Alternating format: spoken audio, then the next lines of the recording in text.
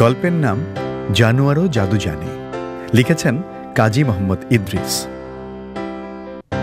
অল্প কথা। 3 যুগেরও বেশি আগে জানুয়ারও জাদু জানে বইটি লেখকের পরিবারের সদস্যদের কাছে ছিল। ইতোমধ্যে একটি সরকারি প্রতিষ্ঠান বইটি প্রকাশনার দায়িত্ব গ্রহণ করেছিল, তবে তারা বইটির নাম পরিবর্তনের অনুরোধ জানায়। কোনো রকম বিতর্কে না গিয়ে একথা সহজেই বলা যায় যে বইয়ের লেখক 2.5 দশক পূর্বে পরলোক গমন করেছেন। তাই তাঁর রাখা নাম পরিবর্তন করার নৈতিক অধিকার তার পরিবার অথবা কোনো সংস্থা বা ব্যক্তির নেই। উল্লেখ করা প্রয়োজন, মূল পাণ্ডুলিপির মাত্র এক স্থানে ভানুমতির খেল নামটিও পাওয়া যায়। সংস্থাটি অবশ্য এই নাম রাখতে চায়নি, কিন্তু লেখকের উপর লেখা জীবনী গ্রন্থসহ তাঁর জীবিতকালে প্রকাশিত তার অন্যান্য গ্রন্থে অপ্রকাশিত বইয়ের নাম জানুয়ারও জাদু জানে রাখা হয়েছে। সঙ্গত কারণে তাই এই নামটিই রাখা হলো। বইয়ের প্রচ্ছদ ও ছবি এঁকেছেন শিল্পী FR ভুটান। তার আন্তরিকতা ও শ্রমের প্রতি কৃতজ্ঞতা জানাই। আর বইটি ছাপার বিষয়ে সামগ্রিক তত্ত্বাবধান করেছেন ঢাকা বিশ্ববিদ্যালয়ের ভাষাতত্ত্ব বিষয়ে MA আমার অনুজ প্রতিম মহিউদ্দিন অপু। তাঁর একাগ্রতা পূর্ণভাবে পূরণ করেছে আমাদের দাবি। বইটি প্রকাশ করেছে প্যাপিরাস, তাদের জানাই ধন্যবাদ। ইংরেজি ভাষায় বর্ণিত একটি চৈনিক লোকগাথার উৎস থেকে লেখা জানুয়ারও জাদু জানে পাঠকের কাছে পৌঁছে দিতে পেরে আমরা আনন্দবোধ করছি। কাজী মোহাম্মদ শীষ। লোকে বলে, জাদুবিদ্যা শিখতে চাও তো কামরূপ কামাখ্যা যাও। বলবেই তো, কামরূপ কামাখ্যায় ঘরে ঘরে কত বড় বড় জাদুকর, মন্ত্রের জোরে তারা করতে পারে না হেন কোনো কাজ নেই। কোনো বিদেশি তাদের দেশে গেলে তারা পয়লা এক দফা তাকে নিয়ে খুব রং তামাশা করে। বিদেশির সঙ্গে দেখা হতেই মাটি থেকে এক মুঠো ধুলো তুলে কি একটা মন্ত্র পড়ে আচমকা তার দিকে ছুঁড়ে মারে। ব্যাস, অমনি 2 পাওয়ালা গোটা মানুষটা চোখের পলক ফেলতে না ফেলতে 4 পাওয়ালা একটা আস্ত ভেড়া বনে যায়, আর আকাশ পানে মুখ করে ব্যাঁ ব্যাঁ করতে থাকে। কিন্তু তা বলে বেচারাকে চিরকালটা ভেড়া করেই রেখে দেয় না। একটু রং তামাশা করে নিয়ে মন্ত্রের জোরে তাকে আবার তারা মানুষ করে তোলে, আদর যত্ন করে খাওয়ায়, আর মন্ত্রতন্ত্র শিখতে চাইলে কিছু শেখায়ও। কামরূপ কামাখ্যার জাদুকররা লোক ভালো, কিন্তু জাদুবিদ্যায় কামরূপ কামাখ্যাকেও হটিয়ে দেয় মায়াপুর রাজ্য। 2 পাওয়ালা গোটা মানুষটা চোখের পলক ফেলতে না ফেলতে 4 পাওয়ালা আস্ত ভেড়া বনে যায়। তিন্ত্রীনাথ গাড়ুই ডাকসাইটে জাদুকর। অত বড় যে ওস্তাদ জাদুকর, কামরূপ কামাখ্যার নামজাদা জাদুকরের যিনি গুরু, সেই তিন্ত্রীনাথও মায়াপুর রাজ্যের কথা উঠতেই হাত 2টি জোর করে কপালে ঠেকিয়ে বলেন, বাবা, মায়াপুর রাজ্যের খুঁড়ে খুঁড়ে দণ্ডবত, থাক ও দেশের কথা, বড়ই সাংঘাতিক জায়গা। বাপদাদার মুখে শুনেছি মায়াপুরে বড় বড় জাদুকর তো আছেই, সে দেশের বন বাদারের জানোয়ারেরাও নাকি জাদু জানে। গুরুর কথায় আস্তানার শিষ্যরাও ওর মুখ চাওয়াচাওয়ি করে। ফ্যাল ফ্যাল করে তারা তাকায় গুরুর মুখের পানে। আর গুরুজি তিন্ত্রীনাথ গাড়ুই মাথা ভরা জটা আর মুখ ভরা দাড়ির ভেতর থেকে পিটপিট করে তাকিয়ে শিশুদের শুনিয়ে শুনিয়ে বলেন, বাবা, ছেলেবেলায় যা শুনেছি মনে পড়লে এখনো গায়ে কাঁটা দেয়। শিষ্যরা চঞ্চল হয়ে ওঠে। গুরুজি তাঁর বাপদাদার মুখে কি শুনেছেন জানবার জন্যে তারা উসখুস করে, কিন্তু মুখ ফুটে মনের কথা গুরুজিকে বলতে সাহস পায় না। তিন্ত্রীনাথ ওস্তাদ জাদুকর, মন্ত্রের জোরে শিষ্যদের মনের কথা বুঝতে পারেন। ফিক ফিক করে ফোকলা দাঁতের হাসি হেসে তিনি বলেন, বুঝেছি, মায়াপুর রাজ্যের কথা শোনার জন্য তোমরা মনে মনে ছটফট করছ। বেশ তো, শুনতে চাও, বলছি। যেমন যেমন বাপদাদার মুখে শুনেছি অবিকল তাই শোনাব, কিন্তু বলে রাখছি, কেউ টু শব্দটি করতে পারবে না, চুপচাপ বসে শুনবে, বুঝলে? শিষ্যরা নড়ে চড়ে ভালো করে বসে।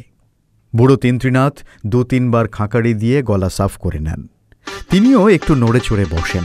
তারপর দাড়িতে হাত বুলোতে বুলোতে মাথা দুলিয়ে বলেন, নেহাত শুনতেই যখন চাচ্ছ তাহলে বলি, শোনো। মায়াপুর রাজ্য মস্ত বড় দেশ, আর যেমন বিরাট দেশ তেমনি তার রাজধানী রূপনগরও প্রকাণ্ড শহর। সেই মায়াপুর রাজ্যের একটি গ্রাম রাজধানীর কাছাকাছি, রূপনগর থেকে এক শহরের পথ। গ্রামটির নাম বাঘমারা। বাঘমারা একেবারে পাহাড়ের কোলে, আর পাহাড়ের গা ঘেঁষে সরকারি বড় রাস্তা। কিন্তু রাস্তায় লোকজন বড় একটা দেখা যায় না। গ্রামেও সাড়া শব্দ নেই। ঘরবাড়িগুলোর দিকে তাকালে গা ছমছম করে। নির্জন, নিরালা।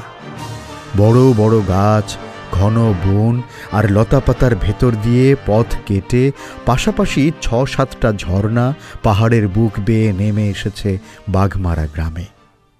সবেমাত্র ভোর হয়েছে। পশু পাখির চেঁচামেচি আর ছুটোছুটিতে বনের ভেতর সে কি হট্টগোল, কান রাখা দায়। কিন্তু সেই ঘন বনে প্রকাণ্ড একটা গাছের গোড়ায় হেলান দিয়ে গম্ভীর মুখে বসে আছে দুটো শেয়াল। তাই তো, ওরা অমন চুপটি করে বসে আছে কেন? কিন্তু কে বললে ওরা চুপটি করে বসে আছে? ওরা তো একটা বই পড়ছে। কি সৃষ্টি ছাড়া কাণ্ড! শেয়াল বই পড়ে? সত্যি, শেয়াল দুটো কি যেন একটা বই পড়ছে। আর ও কি মনোযোগ! একটা শেয়াল সামনের দুপায়ের থাবায় বইটা ধরে রয়েছে, আর দুজনাই চোখ বড় বড় করে কি পড়াটাই না পড়ছে। পড়তে পড়তে হঠাৎ ওরা পড়া বন্ধ করে বইখানা রাখল মাটিতে।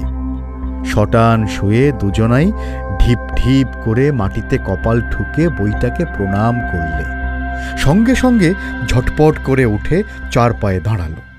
দাঁড়িয়েই ওরা ডানে বামে একবার করে তাকায়। মিনিটখানেক চুপচাপ থাকে, কি যেন ভাবে। তারপর সামনের নখ দিয়ে তরতর করে মাটি আঁচড়ে খানিকটা ধুলো বের করে, আর বইটায় একবার চুমু খেয়ে পরপর ৩ বার হাই তোলে। হাই তোলা শেষ হতে না হতেই চোখের পলকে সেই ধুলো থেকে শোঁ শোঁ শব্দ করে ধোঁয়ার প্রচণ্ড একটা ঝড় ওঠে। একেবারে ভুতুড়ে কাণ্ড। কাছে পিঠে কোথাও আগুন নেই, অথচ ধোঁয়ায় ধোঁয়ায় একাকার। বনের পশু পাখি জানের ভয়ে এলোপাতাড়ি ছুটোছুটি করে। জান ছেড়ে দিয়ে তারা চেঁচায়। তাদের ছুটোছুটি আর চেঁচামেচিতে বনের ভেতর তোলপাড় শুরু হয়ে যায়। কিন্তু শেয়াল দুটো যেখানটায় দাঁড়িয়ে হাই তুলছিল সেখানেই চুপচাপ দাঁড়িয়ে থাকে। ১ মিনিট, ২ মিনিট, ৩ মিনিট যায়। ধোঁয়ার ঝড়ের বেগ আরও বাড়ে। দাঁড়িয়ে থাকতে থাকতে হঠাৎ ওরা বসে পড়ে, আর দুজনাই একসঙ্গে খুব জোরে দেয় এক হাঁচি। ব্যাস, এক হাঁচিতেই সব ফর্সা। এক্কেবারে ভানুমতির খেল। হাঁচি দেওয়ার সঙ্গে সঙ্গে ঝড় যায় থেমে। আর কোথায় বা ধোঁয়া? ধোঁয়ার নাম গন্ধ নেই। বনে যে এক্ষুনি ধোঁয়ার ঝড় উঠেছিল তার কোনো চিহ্নও নেই। এ যেন ভুতুড়ে কাণ্ড। বনের পশু পাখি ফ্যাল ফ্যাল চোখে চারদিকে তাকায়।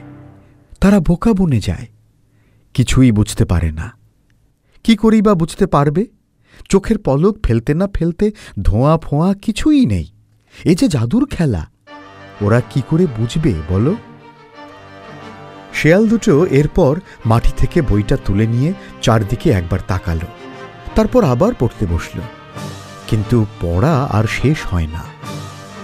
পড়তে পড়তে মাঝে মাঝে বই বন্ধ করে দুজনাই চোখ বুজে কি যেন আওড়ায় আর মাথা দোলায়। দেখে মনে হয় বুঝি পরীক্ষার পড়া মুখস্থ করছে। কিন্তু চোখ বুজে পড়া মুখস্থ করতে করতে একবার চোখ খুলতেই ওদের নজরে পড়ে দুটো কাঠবেড়াল ছোট্ট একটা ন্যাড়া মাথা গাছে তরতর করে উঠছে। কাঠবেড়ালের ওপর নজর পড়তেই তাড়াতাড়ি ওরা শটান শুয়ে পড়ে। শুয়ে শুয়ে ন্যাড়া মাথা গাছটার পানে কটমট করে তাকায়।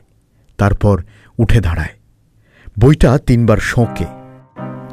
শোঁকা শেষ করেই দাঁত দিয়ে মাটি থেকে দুর্বা ঘাসের দুটো শেকড় ছিঁড়ে নিয়ে থু থু করে সেই শেকড় ন্যাড়ামাথা গাছের পানে ছোড়ে। ব্যাস, শুরু হয় আরেক দফা ভোজবাজির খেলা। কাঠবেড়াল দুটো অবাক হয়ে চেয়ে দেখে, আরে এ তো ন্যাড়ামাথা গাছ নয়, সবুজ পাতায় ভরা আর লকলকে ডালপালা নিয়ে চমৎকার একটা পেয়ারা গাছ, আর পাতার ফাঁকে ফাঁকে কাঁচা পাকা ডাসা হাজার হাজার পেয়ারা। মহাভোজের আয়োজন। কাঠবেড়ালরা খুশিতে বাগবাগ, মাথার উপর লেজ তুলে আর ৩২ পাটি দাঁত বের করে লাফাতে লাফাতে তারা গাছে ওঠে। জিভ থেকে টস টস পানি গড়িয়ে পড়ে। পড়ি তো মুড়ি করে ছুটে একেবারে মগ ডালে উঠে দুজনাই দুটো পাকা পেয়ারায় দেয় কামড়। ওরে বাবারে, এ কি তেলেসমাতি কাণ্ড! কাঠবেড়াল দুটো মরণ যন্ত্রণায় চিৎকার করে সেই মগডাল থেকে গড়াতে গড়াতে ছিটকে পড়ে মাটিতে। কি সর্বনাশ! আরেকটু হলেই তাদের দাঁতের দফারফা হতো। ও তো পেয়ারা নয়, গোল গোল পাথরের টুকরো, আর সেই পাথরেই তারা দিয়েছিল কামড়। দাঁতের যন্ত্রণায় কোঁ কোঁ করে কাঁদতে কাঁদতে তারা গাছটার পানে ভয়ে ভয়ে চোখ তুলে চায়। হ্যাঁ, এ কি তাজ্জব ব্যাপার! হাজার হাজার কাঁচা পাকা ডাসা পেয়ারা আর সবুজ পাতায় ভরা অমন সুন্দর গাছটি একেবারে উধাও। পেয়ারা গাছের নাম নিশানাও নেই, শুধু সেই ন্যাড়ামাথা গাছটাই দাঁড়িয়ে রয়েছে। ড্যাব ড্যাবে চোখে ন্যাড়ামাথা গাছটার পানে আরেকটিবার তাকিয়ে কাঠবেড়াল দুটো দেয় ভোঁ দৌড়, আর শেয়াল দুটো দাঁত বের করে খিক খিক করে হাসে। আবার ওরা পড়তে বসে। দিন যায়, রাত আসে। রাত পেরিয়ে সকাল হয়। এক দণ্ডও তারা বইটা হাতছাড়া করে না। ঘুম থেকে উঠেই বই নিয়ে বসে। গুরুজি তীন্দ্রীনাথের মুখে এই অদ্ভুত কাহিনী শুনে শিষ্যদের চোখ কপালে ওঠে। তাদের মুখে কথা সরে না। ছোট বড় সব শিষ্য মুখ হাঁ করে বসে থাকে।